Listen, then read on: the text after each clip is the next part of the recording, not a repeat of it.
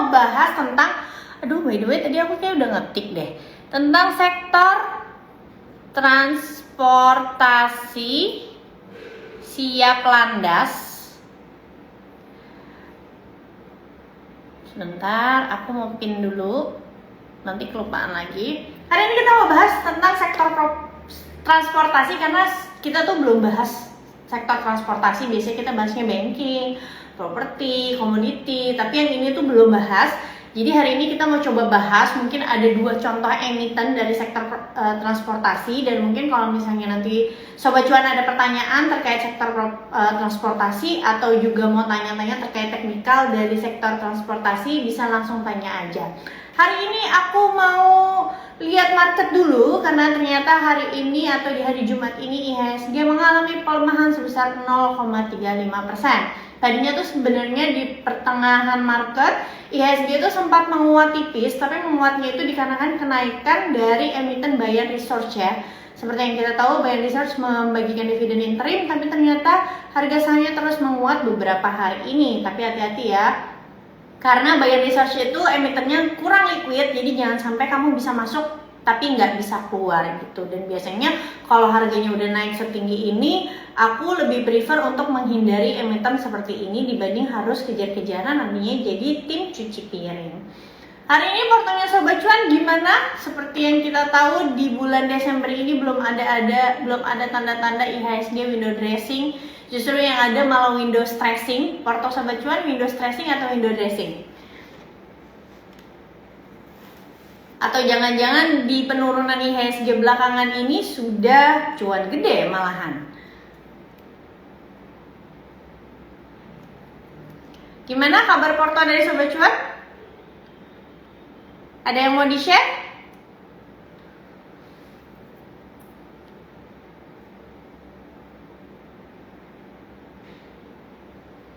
Oke, kalau nggak ada yang nggak mau share portonya Sobat Cuan, aku anggap mungkin Sobat Cuan masih on track ya investasinya. Jadi langsung aja kita masuk ke pembahasan kita hari ini. Wah, Afidina merah darah. Semoga masih punya cash ya untuk bisa average down. Ada Dina juga, merah membara. Wah, semoga pada masih punya cash untuk bisa average down, dan ingat hold aja emiten-emiten yang memang memiliki fundamental bagus.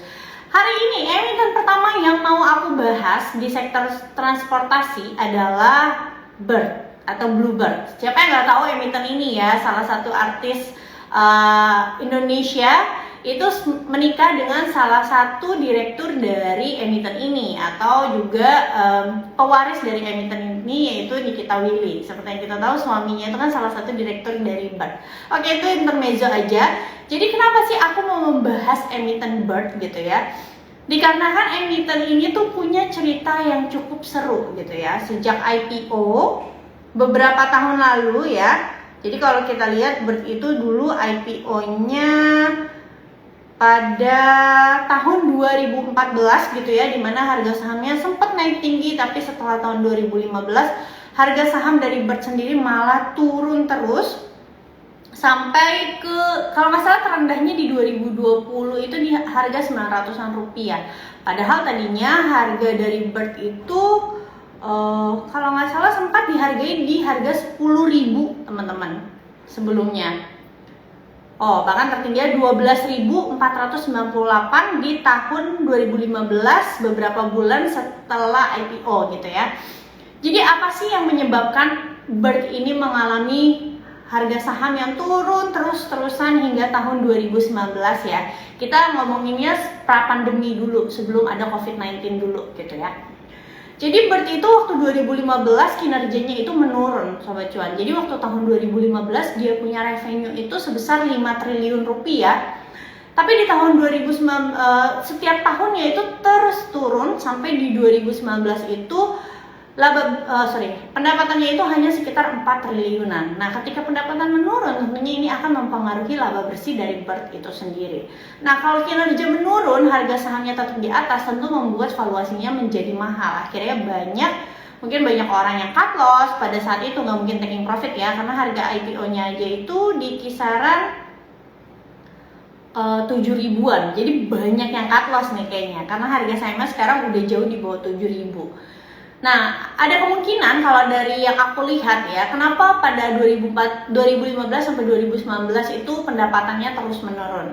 Menurutku karena ada disrupsi dari Grab ya, GrabCar atau juga dari Gojek, dari Gokar seperti itu. Karena seperti yang kita tahu, 2010 Gojek itu dihadirkan, terus ada Gokar, akhirnya Bluebird yang tadinya itu hampir monopoli jadi punya saingan dengan harga yang lebih murah. Karena tentunya Grab dan juga Gokar ini dulu itu kasih harga-harga atau misalnya bakar uang kan dari promo-promo yang akhirnya bikin dia lebih murah daripada taksi Bluebird gitu ya. Nah, inilah yang menggerus pendapatan dari Bluebird itu sendiri. Nah, masuk ke tahun 2020 ternyata Indonesia itu juga melanjutkan PSBB atau memberlakukan PSBB. Kalau di luar negeri itu namanya lockdown, di Indonesia nggak ada lockdown tapi adanya PSBB ketat. Sebenarnya hampir mirip karena kita juga waktu itu nggak bisa kemana-mana, yang punya bisnis nggak bisa buka kecuali sektor-sektor yang memang krusial ya, kayak misalnya kesehatan, lalu juga perbankan, pokoknya sektor-sektor yang memang dibutuhkan manusia itu waktu itu boleh buka tapi dengan terbatas. Yang lainnya banyak yang WFO. Akhirnya apa? Akhirnya pendapatan dari si Bird ini juga mengalami penurunan yang signifikan dikarenakan seperti yang kita tahu biasanya orang itu paling banyak kalau naik Bird itu ketika dia mau ke airport atau misalnya dia mau meeting ya kan, karena dibiayai oleh kantornya. Tapi karena adanya PSBB ketat, ini menghit pendapatan dari Bird itu sendiri. Nah, di tahun 2020 pendapatan Bird itu turun 50% dibanding tahun 2019, yaitu hanya sekitar 2 triliun rupiah seperti itu ya. Akhirnya karena pendapatannya hanya 2 triliun rupiah, Bird itu nggak bisa bertahan di bagian laba bersihnya dikarenakan cost operasional yang tetap mereka harus keluarkan. Meskipun misalnya waktu itu driver-driver dari Bluebird sendiri banyak yang nggak narik, tapi kan tetap Bird harus kasih mereka gaji ya, gitu. Walaupun gajinya mungkin tidak full. Nah, baru di tahun 2021 ketika PSBB kita di kuartal 4 mulai kembali dilonggarkan, itu akhirnya terjadi lonjakan pada kinerja perusahaan terutama di bagian laba bersih, dan akhirnya Bird mencatatkan pertumbuhan EPS pada kuartal 4 tahun 2021, dan pertumbuhannya juga tidak main-main ya, langsung signifikan. Nah, ini karena waktu itu dampak dari biasa kalau akhir tahun kan ada liburan, Nataru, orang-orang pada pergi ke luar negeri. Waktu itu akhir tahun 2021 kita udah bisa ke Amerika ya, kalau nggak salah. Jadi banyak orang butuh taksi mungkin ke airport dan lain-lain. Nah, seperti yang kita tahu, Bird itu bukan hanya tentang taksi, tapi karena adanya efek pandemi COVID-19 yang merubah behavior belanja dari masyarakat Indonesia, akhirnya Bird merambah segmen bisnis baru, yaitu jasa pengiriman barang ya, atau kurir. Jasa pengiriman barang yaitu namanya Bluebird Kirim, yang dimana Bluebird Kirim ini sudah bekerja sama di Shopee. Unit bisnis baru ini itu punya pertumbuhan yang tinggi. Walaupun unit bisnisnya baru, tapi manajemen tuh bilang unit bisnisnya itu punya pertumbuhan yang sangat tinggi. Dan di 2022 ini kinerja Bird sendiri itu terus membaik.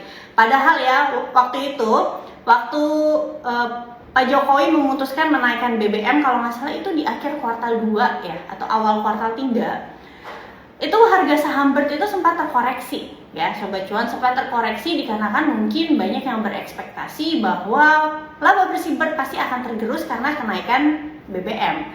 Seperti yang kita tahu, beban operasional dari Bird sendiri untuk BBM itu kontribusinya cukup besar ya, 27%, ya wajar aja karena mereka kan taksi butuh BBM. Jadi banyak yang tanda tanya, wah kalau misalnya BBM-nya naik gimana nih sama pendapatan dari supir-supir taksi ini sendiri gitu kan. Walaupun mobilitasnya sudah kembali normal, tapi pasti kan net profitnya itu tergerus dong karena harga BBM yang naik. Apalagi kalau sekarang belum bisa nih naikin tarif dari taksi itu tersendiri karena daya beli itu belum kembali pulih. Tapi kenyataannya pada saat kuartal 3 2022 kemarin, Bird itu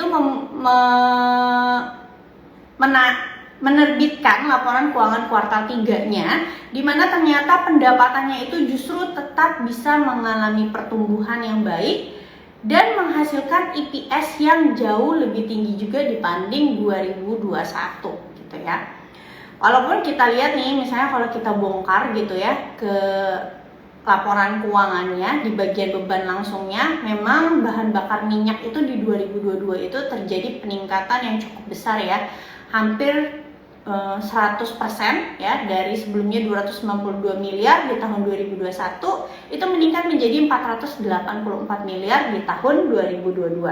Lalu beban atau beban tunjangan dari pegawai-pegawainya BERT juga mengalami peningkatan sekitar ini 300 hampir 80% ya. Ya mungkin artinya apa? Kalau misalnya gaji dan tunjangan dari perusahaan itu naik, ya artinya perusahaan itu pertama mereka udah mungkin bayar full driver-driver yang dulu mungkin terkena pengurangan gitu ya, pengurangan gaji dikarenakan memang mobilitasnya yang belum kembali pulih.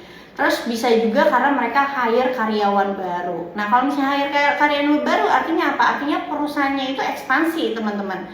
Ya berarti bagus gitu. Dan menurutku ekonomi Indonesia itu belum mencapai titik puncak atau top dari cycle-nya ya. Jadi menurutku sebenarnya untuk pertumbuhan pendapatan dari BERT ini masih sangat potensial. Cuma PR-nya adalah yang harus Sobat Cuan perhatikan. PR-nya itu ada dua. Yang pertama adalah kenaikan harga BBM. Apakah mungkin tahun depan harga BBM bisa naik lagi atau enggak? Kalau misalnya kita lihat di 2022 itu EPS dari atau laba bersih dari BERT itu sangat bagus ya, dikarenakan pendapatannya juga yang bertumbuh.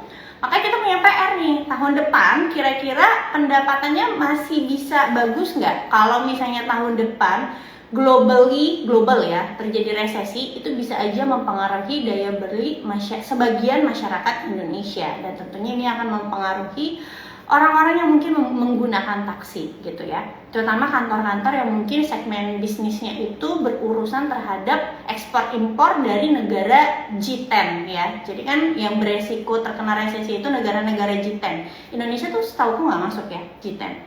Oke. Yang kedua adalah kita harus lihat tantangan terbesar di tahun depan adalah kenaikan UMP. Seperti yang kita tahu sudah ada pengumuman bahwa tahun depan itu standar UMP dinaikkan ya sekitar 5%. Tapi sebenarnya tantangan kenaikan UMP ini bukan hanya menjadi tantangan untuk BERT itu sendiri, tapi seluruh perusahaan yang ada di Indonesia.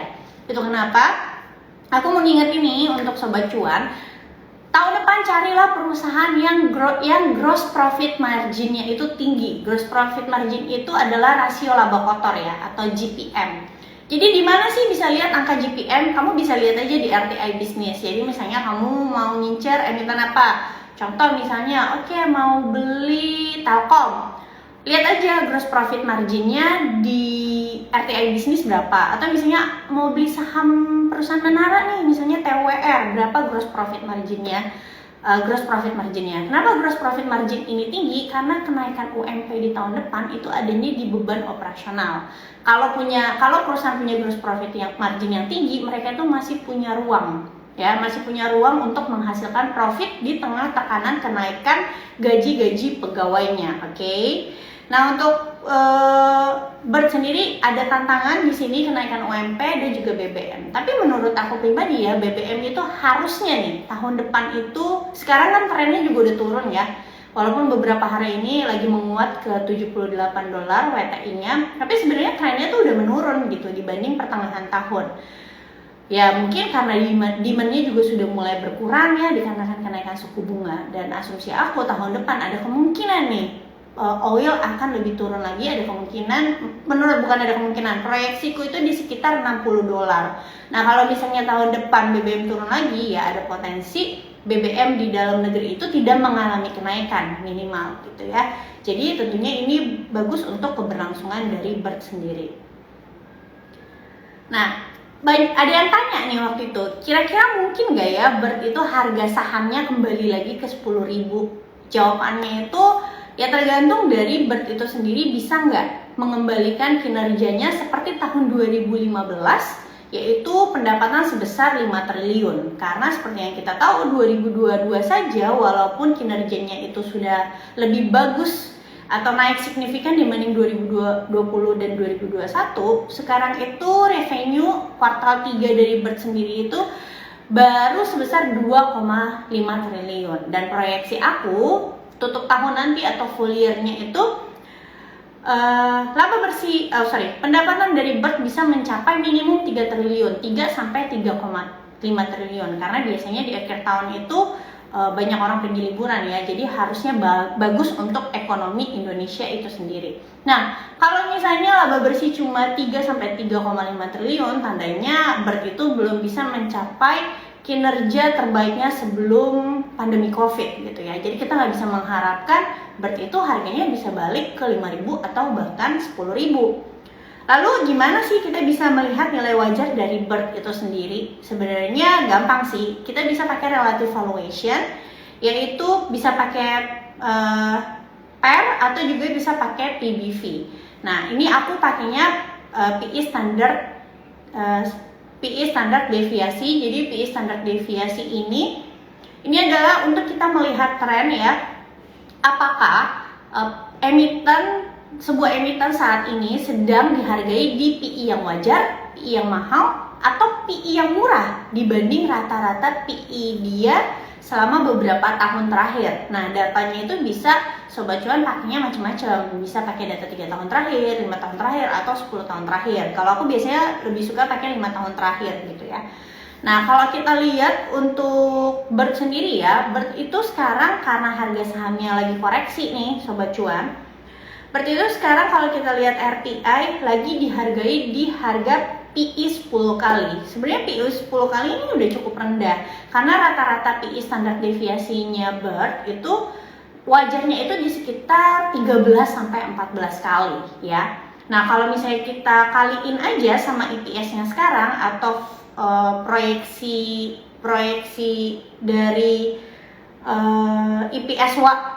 EPS full year-nya BIRT itu sendiri 139, maka sebenarnya secara PE standar deviasi harga wajar BIRT itu ada di sekitar 1.800-an. Nah, kalau sekarang harga sahamnya 1.420, artinya sebenarnya sekarang itu relatif under value dibanding rata-rata historinya, seperti itu. Nah, kita juga bisa lihat dari PBV. Untuk BIRT sendiri PBV-nya itu ada di 0,7 kali ya, karena harga sahamnya turun. Minggu kemarin sebenarnya PBV-nya itu 0,75 kali, tapi karena harga sahamnya turun nih udah 2 hari ini, sekarang PBV-nya itu hanya sekitar 0,69 kali. Nah, kalau kita lihat secara histori, BIRT itu pernah mencapai PBV peak-nya itu di sekitar 1,4 kali. Jadi PBV 1,4 kali itu pernah dicapai di tahun sekitar 2018 sampai 2019. Nah, ini ketika ekonomi kita sebenarnya 2018 itu lagi bagus-bagusnya ya, 2019 itu sudah mulai melambat. Jadi kalau kita bisa pakai asumsi, misalnya kita yakin nih sama perusahaan ini karena mungkin punya economic mode yang bagus gitu ya, saingannya juga sekarang dikit. Bayangin kalau misalnya Gokar sama Grab itu mereka udah nggak bakar uang, dan sekarang karena BBM naik mereka harus naikin tarif, itu selisihnya mungkin nggak beda jauh sama BIRT. Dan kalau kita jadi konsumen pasti kan kita akan milih kenapa nggak yang lebih aman aja kalau misalnya harganya mirip-mirip kayak gitu kan. Jadi lebih bisa bersaing lah. Nah, kalau misalnya kita pakai standar dari PBV aja, PBV wajar sebuah perusahaan biasanya kan dibilang itu 1 ya. Berarti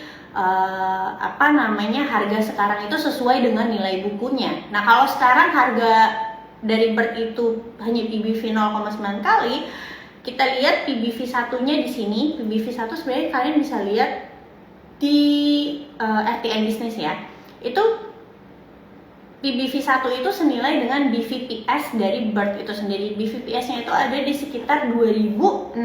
Artinya kita bisa menetapkan nilai wajar dari si BIRT ini secara PBV itu di harga 2000. Nah, ini kalau misalnya konservatifnya aja. Tapi kalau misalnya ternyata nanti ekonomi kita abis global misalnya recession terus masuk lagi ke siklus yang baru, bisa ekspansi lagi, tidak menutup kemungkinan beberapa tahun yang akan datang BERT itu bisa mencapai PBV maksimalnya seperti tahun 2018, yaitu di PBV 1,5 kali. PBV 1,5 kali itu 1,4 sampai 1,5 kali itu kalau nggak salah di harga sekitar 2.500-an ke atas.